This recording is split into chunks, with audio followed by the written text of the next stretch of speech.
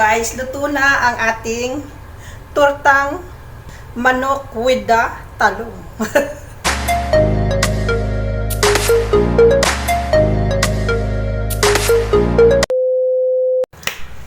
I'm back! Welcome sa aking YouTube channel. At kung bago ka pa lang sa channel ko, ako si Mama Yoli. At kung hindi ka pa nakasubscribe, please subscribe at pakiclick na rin ang bell button sa ibaba para updated kayo sa mga bagong cooking na ina-upload ni Mama Yoli. So, pasensya na kayo mga ka-mama, mga ka-cooking channel ko kung hindi ako nakapag-upload mga ilang araw dahil masyado lang akong busy. So, doon ako nag-abala sa naging abala ako ngayon sa aking pagre-reels sa aking Facebook. May Facebook din ako, Inday Yoli Vlog. At saka yung aking random vlog na ang aking main channel na Inday Yoli Vlog dito din sa YouTube. Kung pwede, paki-suportahan nyo din ako sa aking isang YouTube, Inday Yoli Vlog. Random naman siya kung ano-ano lang pinag-a-upload ni Inday doon. Marami kayong mapapanood doon na iba-ibang video. So, ang ating video for today ay magluluto tayo ng ating tortang chicken with the talong. Tara, umpisahan na natin. Kung ay chicken na chinap-chop ko ng maliliit. Nilagang talong, dinurog-durog ko lang siya ng maliliit. O, dalawang itlog,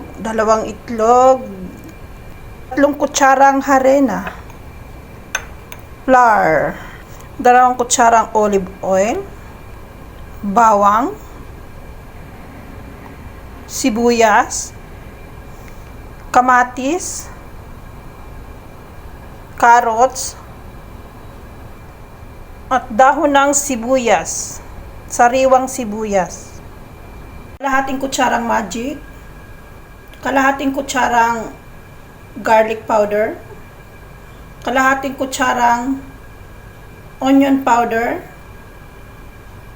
paprika powder, at black pepper powder. Yan ang ating mga sangkap sa ating tortang manok with talong. Natin ang ating chicken. Ganito siya. Sunod na natin ang ating sibuyas. Ating kamatis.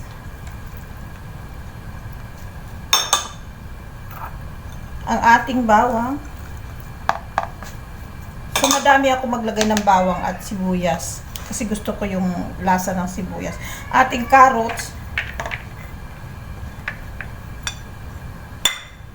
Yung ating talong. Yung ating talong guys ay nilagang talong yan. Tapos dinurog-durog. Sunod na natin ang ating itlog.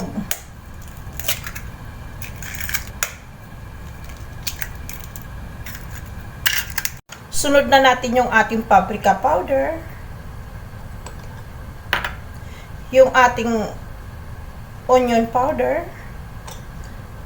Yung ating paprika powder. Yung ating magic. Mamagikin natin siya. At yung ating olive oil.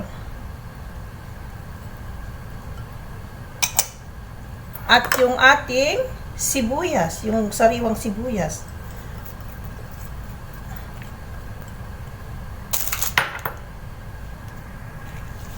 Magsusuot lang ako ng gloves mga kainday, mga kananay, mga kamama, gawa ng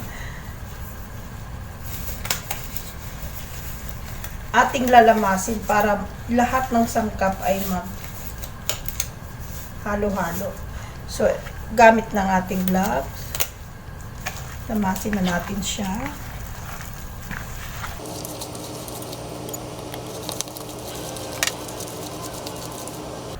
Ayun, nahalo na natin ang bonggang-bongga. Ilagay na natin, isunod na natin ang ating harina.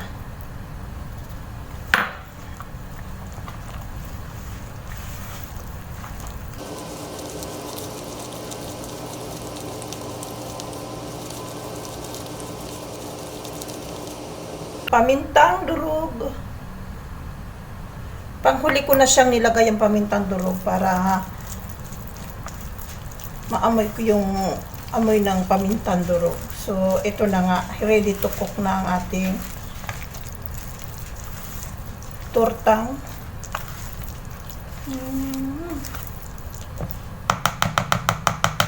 Angkas na tayo ng ating mantika. Hintayin na lang natin na uminit. Ayun, mainit na ang ating mantika. Ating isawsaw muna para hindi dumikit yung ating. Ayan. Tansyahin lang natin siya mga kananay. Tansyahin lang natin. Ayan. At ilunod natin isa-isa. Ayan.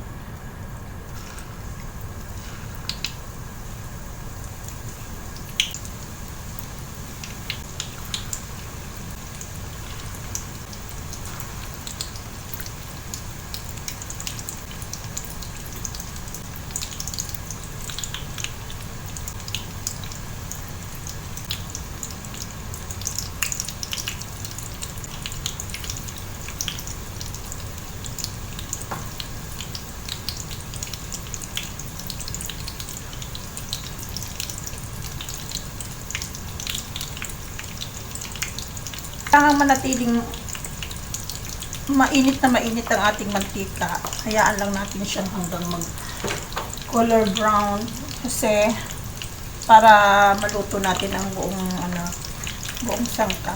So, marami pa tayong tira. Yan lang muna ang ating lutuin for today kasi mag-isa lang naman si Inday, mag-isa lang naman si Mama Yoli, kaya yan na muna.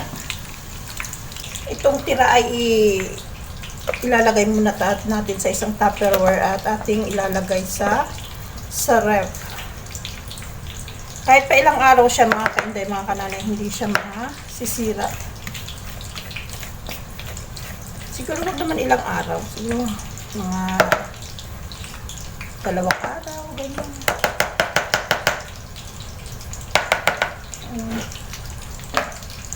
Atin siya ilalagay sa ref.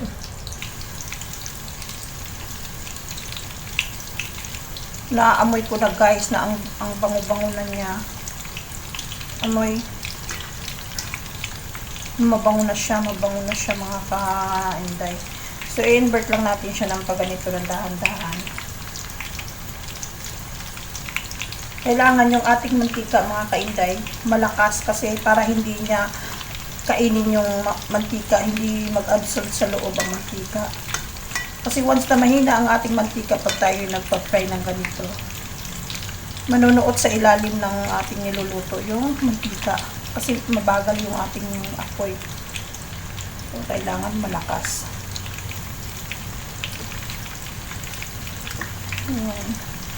So, nung una kong video, ako ay nagtorta ng puro gulay lang talaga.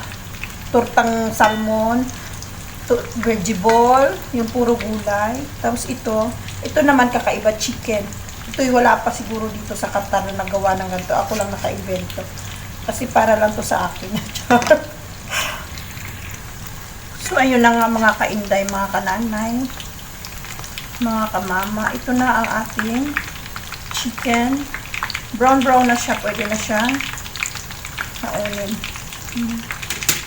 Gumamit lang tayo ng strainer na ganito.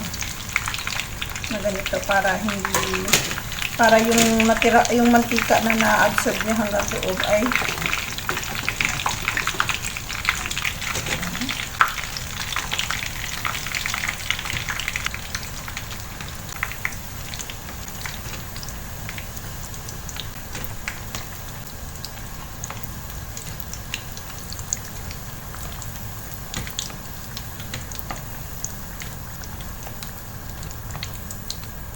tapos na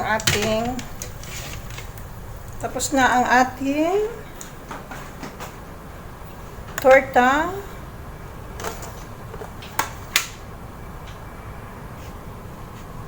So, tikman na natin.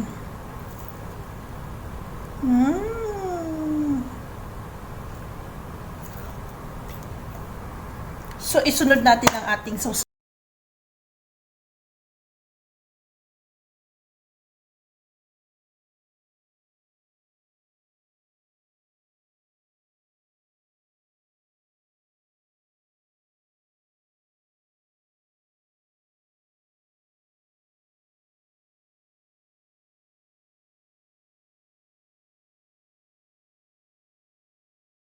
Ito ang ating white vinegar. Ayan.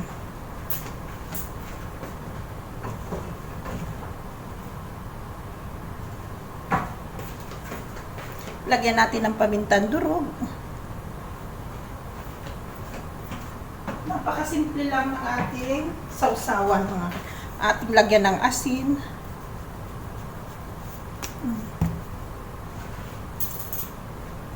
Ating haluin.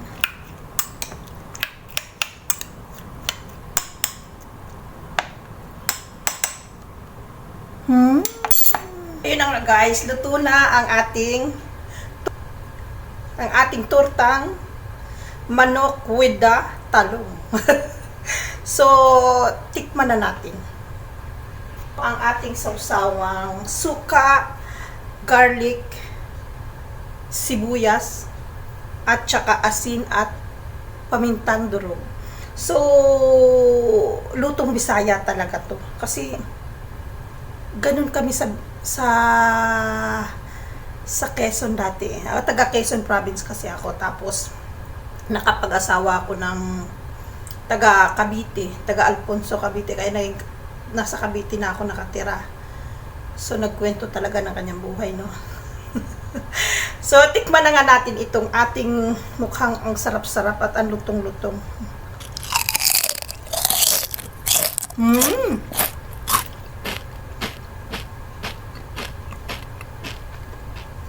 Malalasahan mo yung manok.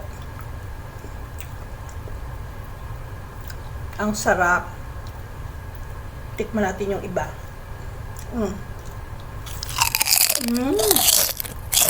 Ang lutong. Perfecto ang lasa.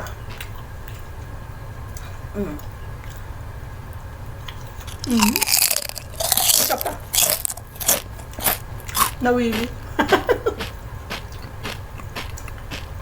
Gusto ko yung may sibuyas. Ganito ako magtimpla ng sausawan sa Pinas, mga kainday, mga mama.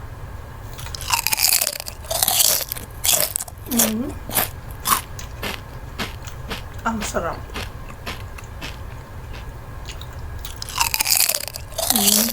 Ang sarap niya. Simple lang siyang gawin. Thank you for watching.